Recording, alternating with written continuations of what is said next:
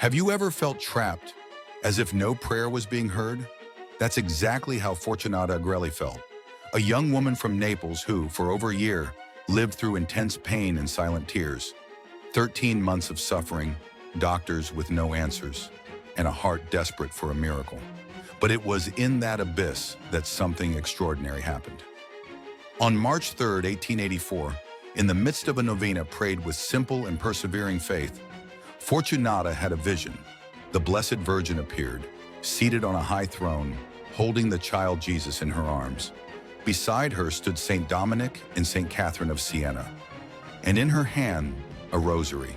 With eyes full of hope, Fortunata cried out, "Queen of the Holy Rosary, have mercy on me. Restore my health." The mother's response was surprising. "Now that you have called me by this title, which pleases me so much, I can no longer refuse the favor you ask." But what was so special about that title? What makes this novena different from all the others? In this video, you will discover the story behind the novena to Our Lady of the Rosary of Pompeii. A novena that wasn't born in books, but in tears, not created by men, but revealed by Mary. And that to this day changes lives, just as it changed Fortunata's. You're about to discover a spiritual secret, one that could transform your life too. Great miracles don't always begin with lights in the sky. Sometimes everything begins with a heart that has been touched and a simple image. Bartolo Longo knew he had to do something. After hearing, deep within his soul, the voice of the Virgin Mary say, "If you spread the rosary, you will be saved," he understood that his mission was only beginning. But there was a challenge. How could he help the people of Pompeii discover this treasure? At the time, the rosary was prayed in wealthy homes, where beautiful images adorned with gold were found. But in the poor villages like Pompeii, there was only silence and forgetfulness.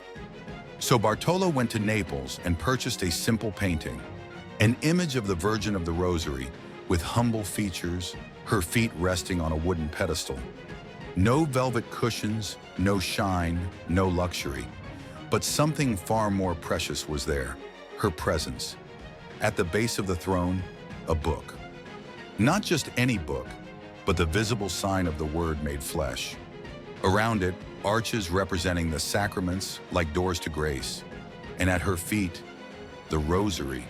Not just a prayer, but a road, a path, a bridge between heaven and us.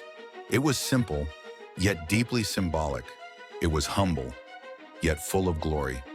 And it was this quiet, unassuming image that touched the heart of a people and reignited a devotion that would endure through the centuries. Can you imagine what happens when an entire city begins to pray the rosary? The answer is closer than you think. Before being called the Apostle of the Rosary, Bartolo Longo was a young man like many others, restless, ambitious, and thirsty for answers. Born on February 10, 1841, in the region of Puglia, southern Italy, Bartolo grew up in a traditional family, received a good education, and from an early age showed intelligence and charisma. Like many young people, he loved music, dance, theater. He had a thirst for life. But everything changed when he arrived at university in Naples. The city was bubbling with ideas that opposed the faith. It was a time of rationalism, anti-clericalism, and rejection of anything that smelled of religion. Bartolo dove headfirst into this new world. He took part in demonstrations against the Pope, mocked priests, and drifted further and further away from God. But what seemed like mere ideological rebellion became something much darker. Driven by curiosity and a hunger for power, Bartolo got involved in spiritism. He attended seances, took part in rituals, and even became a priest of an occult sect. Yes, the same man who would one day spread the rosary across the world, once celebrated dark rites against everything he would later love. But God never gives up on a heart, and Bartolo's soul, wounded though it was still able to hear a whisper from heaven. One night, after a series of anguishing nightmares, something inside him cried out for help. That's when he sought guidance and found a familiar face. Professor Vincenzo Pepe, a simple man, deeply Catholic, who welcomed him like a true brother. Pepe introduced him to Father Redente, a Dominican priest, wise and patient, who began guiding Bartolo spiritually. Little by little, through counsel, listening, and prayer, the lost young man began to rediscover the light. Bartolo joined the Third Order of St. Dominic, and there, before an image of the Rosary, he heard something that would change his life forever. "If you spread the Rosary, you will be saved." It struck him like lightning to the soul, not just a phrase, but a call. From that moment, he left behind his career as a lawyer, made a vow of chastity, and devoted himself entirely to works of mercy. He visited the sick, helped orphans, and assisted the poorest of the poor. It was during this new mission that he met Countess Mariana de Fusco, a wealthy widow who shared the same faith and desire to serve those in need. Together, they began a life of fraternal service. Even though they were married, they lived as brother and sister, in chastity, dedicated to doing good. The Countess owned land in the region of Pompeii, and there Bartolo saw firsthand the spiritual and material poverty of the people. Homes without roofs, children without schools, lives without hope. And it was there, in that forgotten valley, that he once again heard the echo of the Virgin's voice. "Spread the Rosary!" With a heart on fire, Bartolo began to pray with the people. He taught them the Rosary. He organized gatherings. He brought a simple image of the Virgin to be venerated. And what was once barren land became fertile soil of faith. Miracles began to happen. Hardened hearts were softened. And the fame of the Virgin of the Rosary of Pompeii began to spread. But Bartolo wanted more. He felt that the Mother of God deserved a worthy place. So together with the Countess, he began a campaign to build a sanctuary. And the response came in the form of generosity. Donations arrived from everywhere. The rich and poor helped alike. Every stone laid was a fruit of love. In 1876, construction began. And in 1901, the Sanctuary of Our Lady of the Rosary of Pompeii was inaugurated. A beacon of hope, built by a man who had once walked in darkness and was rescued by the light of the Rosary. The life of Bartolo Longo is a testimony that no matter how far someone has gone, it is always possible to come back. And more than that, God doesn't just forgive. He transforms sinners into apostles, the wounded into healers, the lost into bearers of light. Today, Bartolo Longo is a blessed of the Church, and his story reminds us that the Virgin of the Rosary never abandons any of her children. She walks beside those who pray with faith and leads, even the most distant, back home. When Bartolo Longo arrived in the region of Pompeii, he found a forgotten people. The houses were fragile, the roads full of holes, poverty visible in every face. But what hurt the most was the absence of faith. The Rosary? Almost no one knew how to pray it. The churches? Abandoned. The children? Without catechesis. It was a desolate valley, both spiritually and materially. But Bartolo knew, where there is desolation, the Virgin Mary plants hope. And that's exactly what he did. With a small image of Our Lady of the Rosary and a heart inflamed with love, Bartolo began gathering the local residents. Together they prayed. At first there were just a few, but like seeds sown in the soil, the prayers began to sprout. With each rosary prayed, a soul was touched. With each gathering, a quiet miracle took place. It was as if Our Lady herself was silently visiting those poor homes and lighting the flame of faith. And then, something began to change. People started coming from other towns. Some came out of devotion, others in search of graces, and all of them returned telling stories of healings, conversions, new beginnings. The fame of the image spread. The name of the Virgin of Pompeii echoed louder and louder, but Bartolo felt there was still something missing. The Mother of Heaven deserved a home, a sanctuary where she could welcome her children and pour out her graces, a place where the Rosary could be celebrated with dignity, love, and solemnity. With the help of Countess Mariana, Bartolo launched a campaign to raise funds. But he didn't ask only the wealthy. He asked the poor, the sick, the humble, and that made everything even more beautiful. Each donation, no matter how small, was made with faith. A piece of bread saved, a coin set aside, a sacrifice offered. The sanctuary that began to rise was built out of love. On May 8, 1876, construction began, and on May 5, 1901, the Sanctuary of the Most Holy Virgin of the Rosary of Pompeii was inaugurated. It wasn't just a temple of stone, it was the materialization of an army being formed, men, women, and children united by the Rosary. A people who once lived in abandonment, now sustained by prayer. And it all began with one man who believed, and with a mother who never fails to answer those who trust in her. Some prayers touch us, others transform us. And that's exactly what happened with the Novena to Our Lady of the Rosary of Pompeii, known by many as the Novena of the Impossible. It all began with a young woman named Fortunata Agrelli. She was gravely ill, suffering for over a year with intense pain. With no cure, no answers, and her faith hanging by a thread, she and her family turned to prayer. On February 16, 1884, they began a Rosary Novena, pleading for the intercession of the Virgin of the Rosary of Pompeii. Days filled with supplication, tears, and hope followed. And then, on March 3rd of that same year, something supernatural happened. Fortunata had a vision of the Blessed Virgin, seated on a throne with the child Jesus in her arms. Beside her were Saint Dominic and Saint Catherine of Siena. And with sweetness, Mary said, "You have invoked me by many titles and have always received favors from me. Now, since you have called me by the title that pleases me most, Queen of the Holy Rosary, I can no longer refuse the favor you ask." Mary then asked Fortunata to pray 3 novenas of the 15 mysteries of the Rosary as a petition, and then 3 novenas in thanksgiving, 27 days of asking, 27 days of thanking, a total of 54 days of prayer, and the miracle happened. Fortunata was healed, completely. But more than just a physical healing, a spiritual path was born, an itinerary of faith that thousands of people still follow today with confidence and devotion. You might be wondering, how do I pray this novena? It's simple, but powerful. For 27 consecutive days, you pray the entire Rosary daily, meditating on the joyful, sorrowful, and glorious mysteries.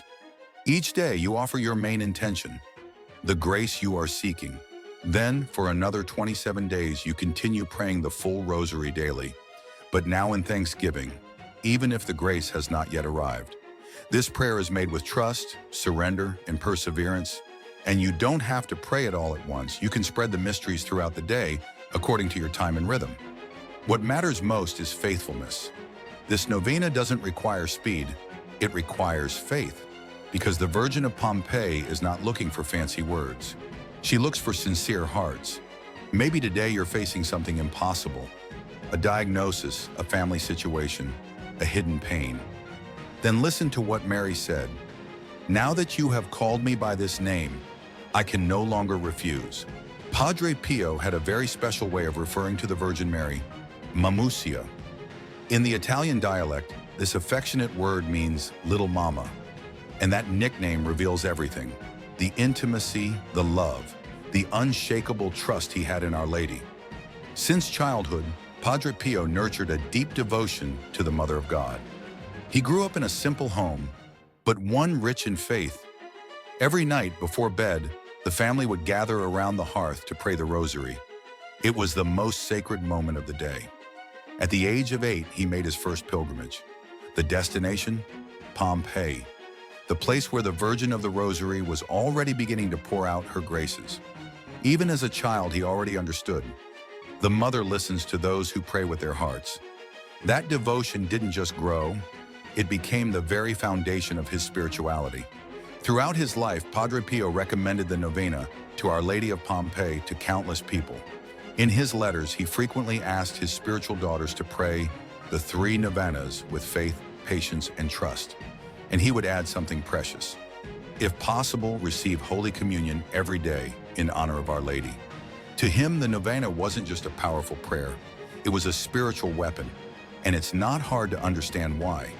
Padre Pio faced intense trials, physical suffering, persecutions, doubts.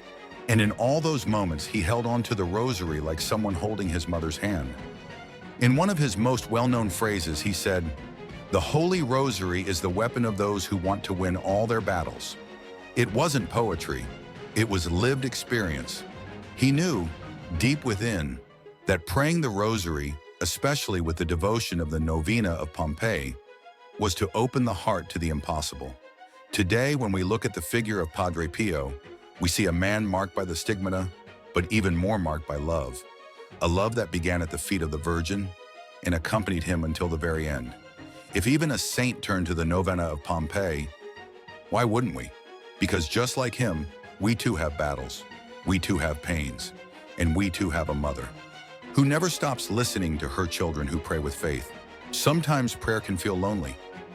We kneel down, hold the rosary tightly, and everything around us seems silent, as if we were alone before heaven. But the truth is, we never pray alone. With every Hail Mary, an invisible multitude joins us. The saints, the angels, the souls who have already found peace, all interceding with us, all looking toward the same mother. And in some special moments in history, heaven makes a point to show this clearly. That's what happened on March 2nd, 1894, in the city of Arpino, Italy. A young woman was on the brink of death, weak, without strength, struggling to breathe. Those around her were already preparing for the worst, when suddenly a luminous presence filled the room. It was Saint Catherine of Siena. Yes, the very same who, centuries earlier, had consecrated her life to prayer, penance, and the defense of the Church. A woman of courage, a doctor of the faith, now there, beside a dying girl. And what did she do? She asked that they pray together the Novena to Our Lady of the Rosary of Pompeii. Word by word, mystery by mystery, the saint and the girl prayed side by side. And when they reached the invocation, "You once promised Saint Dominic," Saint Catherine stopped. She looked at the girl with tenderness and said, "Repeat those words twice." The girl obeyed, and as she finished, she was healed. No more pain, no more fever, no human explanation. It was more than a physical healing. It was a reminder, a sign from heaven.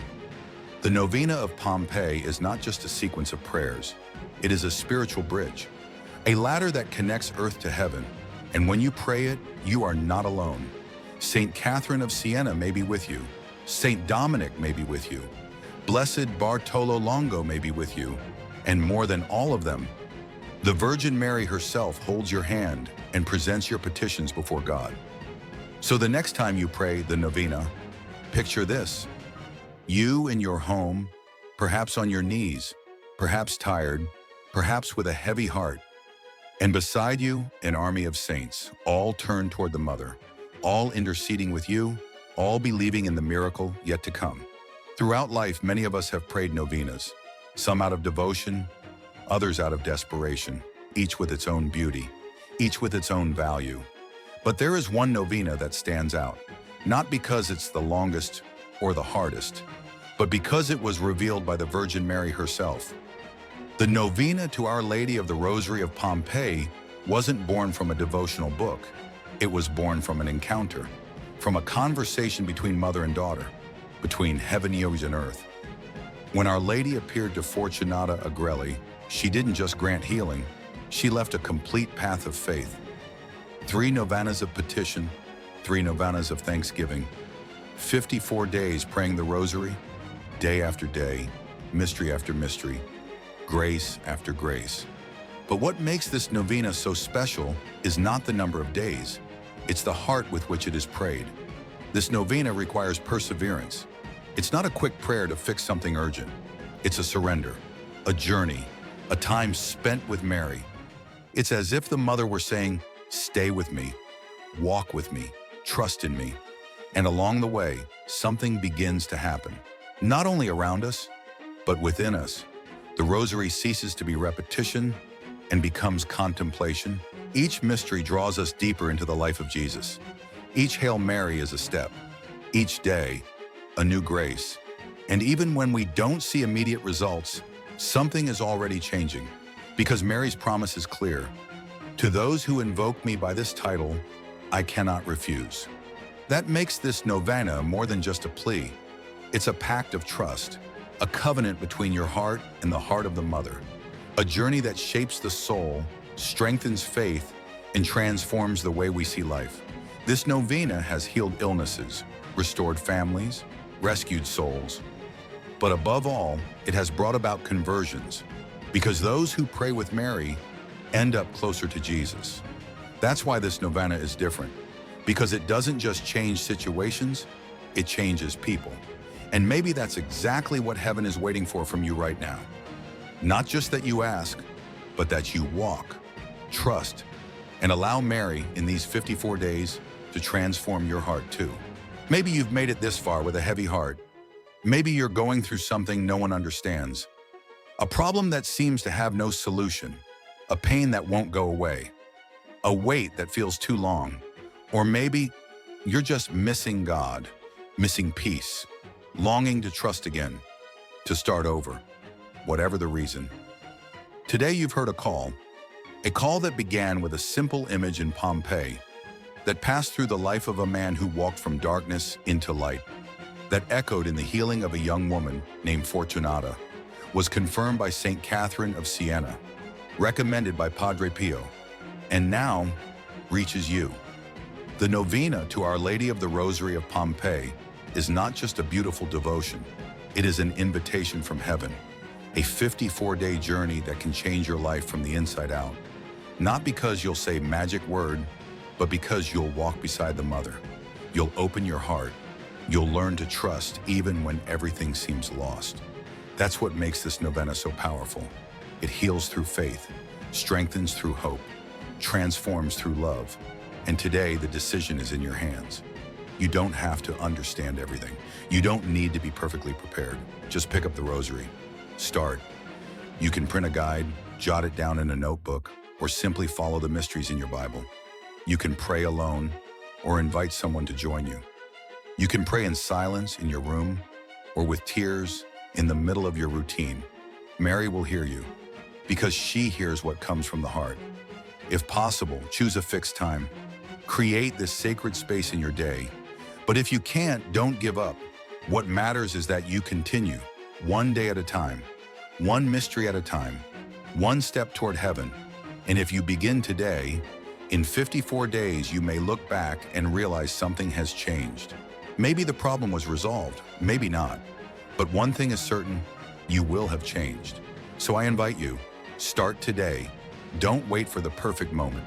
Don't wait until you feel ready. The Rosary is for everyone. This novena is for you. And Our Lady of the Rosary of Pompeii is waiting for you.